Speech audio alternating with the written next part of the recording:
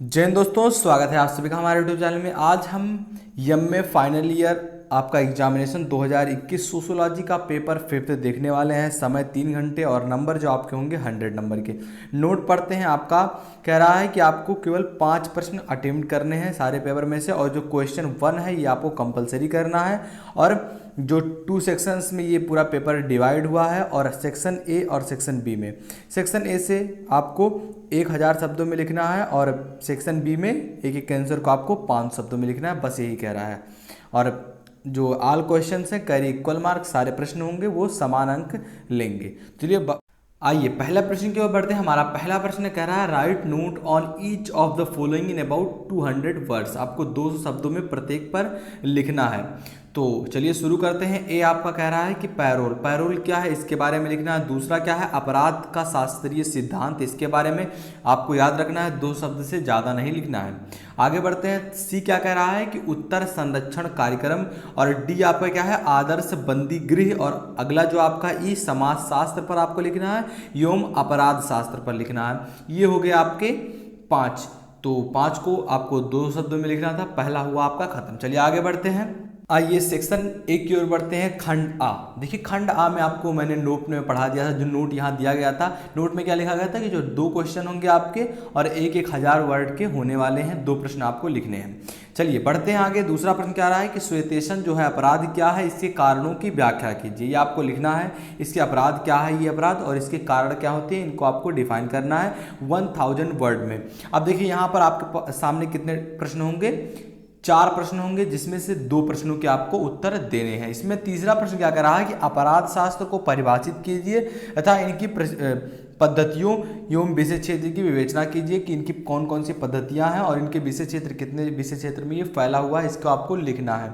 आगे बढ़ते हैं। चौथा प्रश्न क्या कर रहा है कि साइबर अपराध क्या है, इसके विभिन्न पहलुओं को स्पष्ट कीजिए। चौथा प्रश्न ये आपका था। 5वां प्रश्न क्या रहा है कि महिलाओं के विरुद्ध बढ़ते अपराधों के कारणों का वर्णन कीजिए। ये प्रश्न आप लिख सकते हैं, क्योंकि ये आपके सोसाइटी से रिलेटेड प्रश्न है।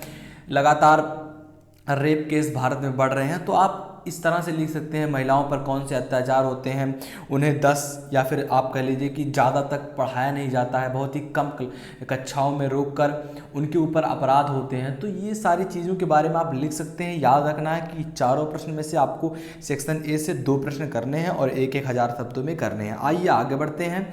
हमारा अगला प्रश्न यानी कि सेक्शन बी। सेक्शन बी में पहला प्रश्न क्या करना है, इससे पहले आपको ध्यान देना होगा कि सेक्शन बी में कुल 2 प्रश्न करने थे, जिसमें से एक एक प्रश्न आपको 500-500 शब्दों में करना था। जैसे 6वें का ए कह रहा है कि दंड की परिभाषा दीजिए और उसके उद्देश्यों की विवेचना कीजिए। आगे बढ़ते हैं।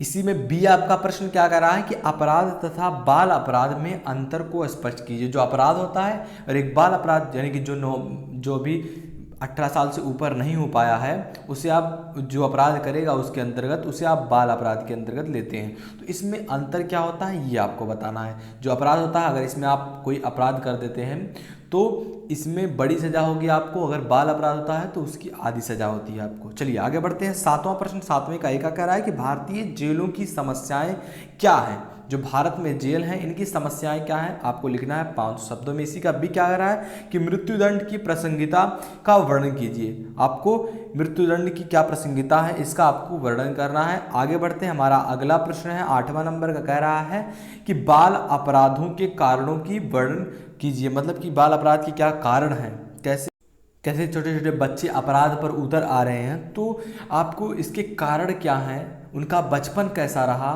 तो ये इसके बारे में आपको लिखना है। उनका बचपन कैसा हो सकता था, कैसा है, तो इस पर आपको लिखना है। आगे बढ़ते हैं। हमारा 8वें का बी प्रश्न कह रहा है कि आधुनिक समय में अपराध एवं अपराधियों के बदलते परिवेश का वर्णन कीजिए।